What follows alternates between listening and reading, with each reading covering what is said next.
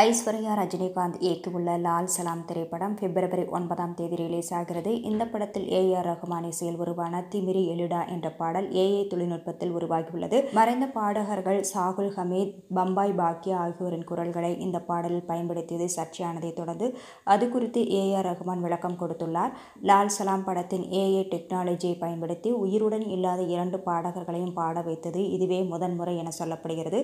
1990களில் தனது magical voice மூலம் ரசிகர்களை பரவசப்படுத்தியவர் சாகுல் ஹமீத். ஏ.ஆர். ரஹ்மான், சாகுல் ஹமீத் கூட்டணியில் பல சூப்பர் ஹிட் பாடல்கள் வெளியாகியுள்ளன. அதனால் லால் சலாம் படத்தின் திமிரி எழுடா பாடலுக்கு ரசிகர்களுக்கு நல்ல வரவேற்பு கிடைத்தது. அதே நேரம் மறைந்த பாடகர்களின் குரல்களை பயன்படுத்தியது எப்படி என சர்ச்சையும் வெடித்தது. ஏற்கனவே ஏஐ மூலம் போலியான புகைப்படங்கள் வெளியாகி பலருக்கும் அச்சுறுத்தலாக அமைந்தது.